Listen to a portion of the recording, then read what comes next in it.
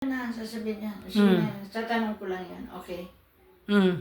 Hi guys, good afternoon. Narito po ang aking ka-prayer partner na matagal na schedule mag-therapy sa awa ng Diyos. Natuloy din. O sige, tanong mo, pangalan, ilang taon, at anong naramdaman, ba't nagpunta dito? Ako si Ako po si sandali. Isa mo lang. Magdalene. Ako po si Lynn. Sister Lynn Fajardo. Taga? Taytay. Mm-mm. Taytay. Summerfield, Taytay. May ilan ang anak? 56, anim ang anak. Asawa. Isa lang. Isa. Isa lang. Isa. O sige. O, ilang taon na? 56. 56. 50. Ha? 56. Yeah, 56. Opo. Okay. So, matagal na namin kasama sa service to, sa El Shaddai. So, bakit napunta? Anong naramdaman? Anong... Bali na. Pero matagal ko na ito nariringgan na lagi masakit ang balakang, lagi magganito. Ano ba ang findings? Ano na? Pa-ultrasound ako last week. Yung result. Hindi pa napabasa. Yung ulo ko masakit, tagiliran. May doon, may nakita sa ko. Sobrang kirot na talaga. Kaya kahapon nakita ko si sister ni doon sa sa Anvil.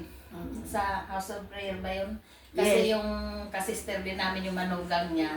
So, itinuro ko kay sister ni magpa-therapy nga kami para sumabay na ako. Kasi matagal na talaga ako naka-schedule.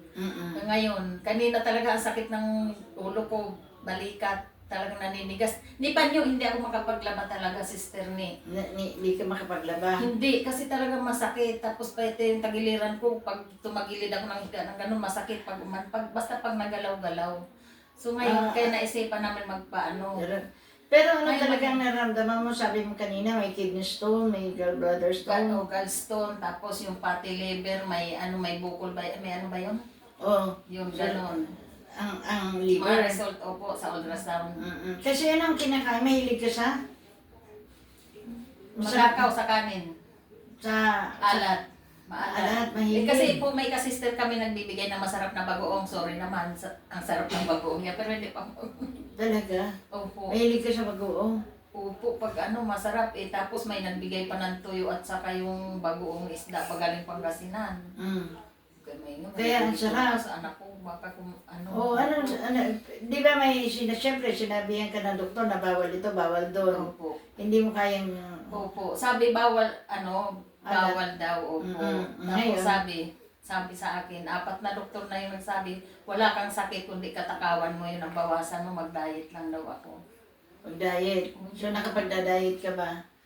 Iwasan mo kasi pag sakit sa kanan. Pag nabubusog po ako sobra, lalong kumikirot. Yes. Kasi dito sa kanan, nandiyan ang liver. Yun nga Nandiyan po. ang kaya sa, kumusta naman ang asawa mo? Asawa ko. Ha? Asawa ko. Yung asawa mo, kumusta naman? Ay, okay naman. Naglalaba. Naglalaba? Ngayon. Ang galing Huwag naman. na isali. Ang galing naman, tagalaba, dahil hindi makapaglaba ng kamay. Opo. Okay, so, ang bait ito ang bait sa asawa. Kaya, gayahin natin sa sobrang bait, no? Kaya, ngayon, after ng therapy, ano ang naramdaman? Ginawa na po. Wala na po yung So, dapat Pwede na sa ulitin. bagoong. Ay. Huwag ka muna kakain ng bagoong. May pangalawang session pa po. Ilan? Ay, kailan? After 1 week, linggo ulit. Linggo na lang para sabay ko po yung mister ko. Sige, ikaw. Sige po. Sige, kasi bawal mo para kung tuluyang gumaling ang sakit kasi kung ano yung pumapasok nararamdaman sa katawan.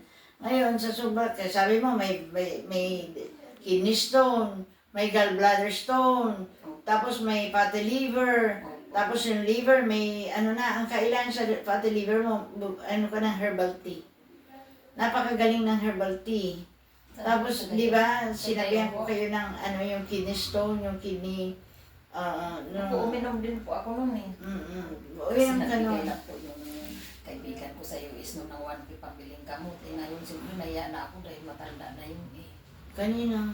Yung kaibigan ko sa US, Nagpadala lang ng pambili doon, kaya bumili ako. Eh ngayon, nung sabi, Lynn, may ka ba? Sabi ko, wag na po. Okay na po ako, ganyan-ganyan. Nagsinungaling na ako, nakakahiya naman padala. Kung tumutulong naman eh. Ayoko po, ayoko naman magsamantala. Bakit?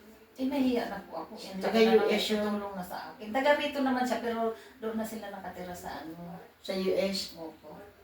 Kaibigan mo? Opo. Yun nga nung bibigay, yun ang bumasto sa akin ng pa-ultrasound. Lahat-lahat po nung unang alam naman ng asawa ko yun. So ngayon, anong nararamdaman tayo? Okay na po ako. So maganda na? Opo, wala na po yung sakit sa akin. Okay. So, ilang taon ka na nag-El Shaddai?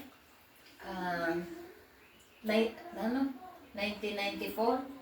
Matagal na, no? Para Sister Liz. So, lahat na yun, nakaranas ka ng himala. So, maniwala ka, magtiwala na may Diyos na nagpapagaling, ano? So, tayo manalangin, ha? Para tuloy-tuloy na. At loobin naman sa Sunday, kasama mo ang asawa mo. Oo, kasi masakit ang tuhod. Sinima ko. Okay, sa ngalan naman, anak, susunod kami. Nakilang Diyos magpala, Ama, salamat sa biyaya. May bless mo si Lynn. Dalangin pa namin, nagalagi gamayan patnubayan, ingatan, pagkaloob Diyos ang kagalingan, simula ulog ng talampakan. Bless mo, Panginoon Lord, mag-normal ang kanyang kidney, mag-normal ang kanyang gallbladder, mag-normal ang kanyang liver. Sa ngalan ni Jesus, naniwala po kami sa mga sugat at latay ni Jesus. Uwi siya magaling, malakas, malusog, pinagpala. In Jesus' name. Amen. Okay. Amen. So, hi guys, thank you. Don't forget to like, share, and subscribe my YT channel. At ngayon, ito uwi ito, malakas, malusog, pinagpala at bago na. Amen. Amen, bago na. Bago na ako. Sa ngalan ni Jesus. Wala na Jesus. Yeah, thank you. 6 months na